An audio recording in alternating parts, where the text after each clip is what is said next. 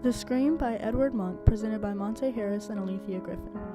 The most important thing that we want you to take away from this video is what the meaning behind this painting is and why we should care what happens to it.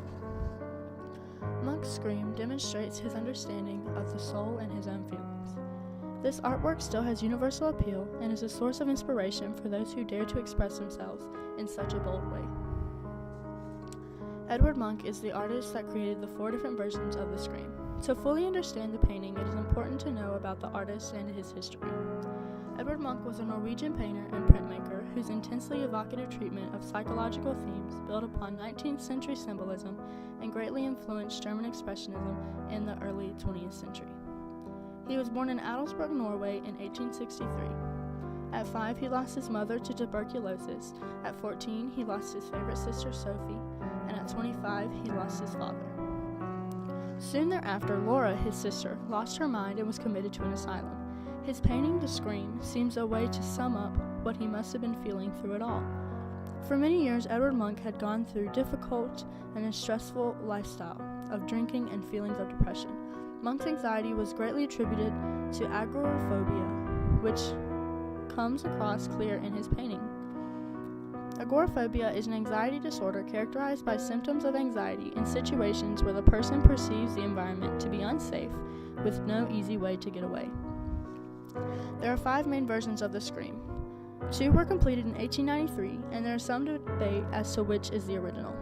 The temple on the cardboard is the most famous version and is generally considered the original.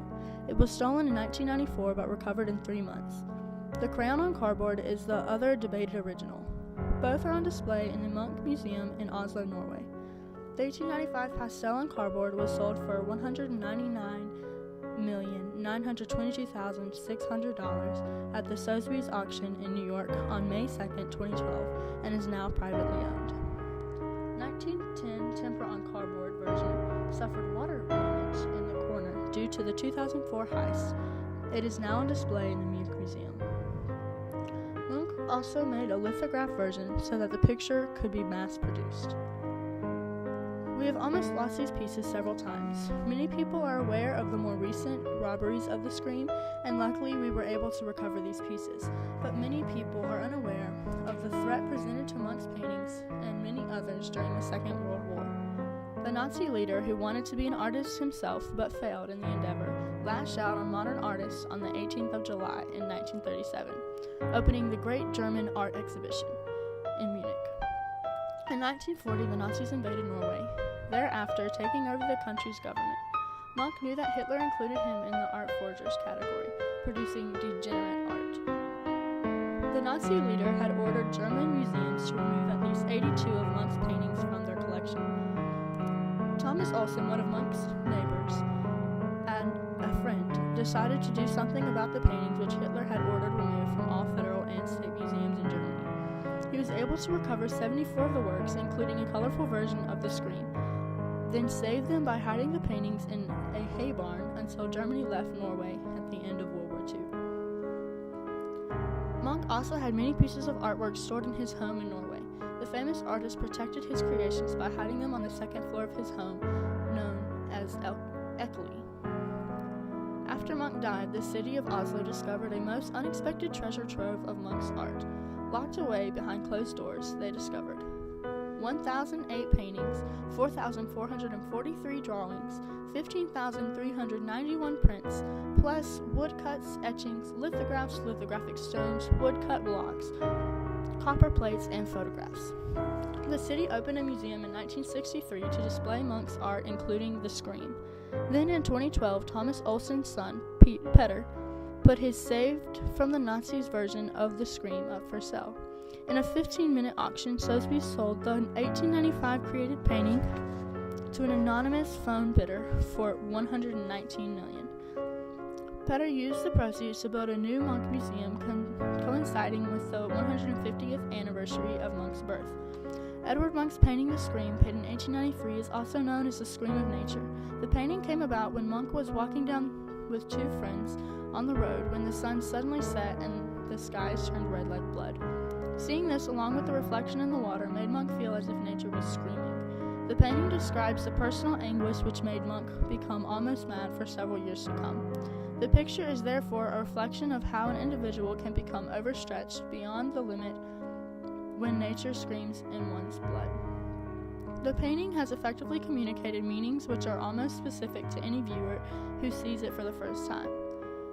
Through an expressive way, the painter clearly identifies the indefinable situation and emotion through this wonderful painting.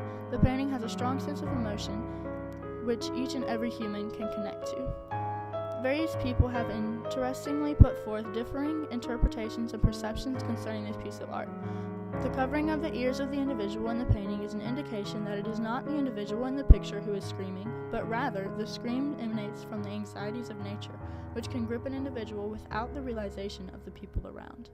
Even though the painting displays multiple meanings to the viewer, the universal emotion stands out among the rest, and as such, it can be easily experienced and recognized by all people who view it. The Scream is a painting which has properly utilized the purpose of symbolism and expressionism through showing emotions which Edvard felt in his hopes that any viewer looking at the artistic work would in turn become stirred and have the same feelings as well. The Scream does this so well that many other artists have copied or tried to recreate this image and incorporate it into their art. Once you realize what the artist and this painting stand for and represent, it is clear why Hitler would categorize it with the other degenerate art during World War II. Hitler thought that art should represent power and structure. The Scream does just the opposite. It is a painting full of emotion and vulnerability. The only emotion Hitler was a fan of was fear. Fear used to control his subjects. In summary, this painting is an exemplary piece of art by Munch. It has a universal appeal in that it has become a conduit between soul-searching by the artist and the contemporary pop culture, which has evolved over the years. Munch's painting is a clear reminder of how visual text can be used in communicating situations which cannot be described through the use of verbal words. The painting is proof that some situations and emotions are better expressed through paintings rather than through facial expressions or other forms. And these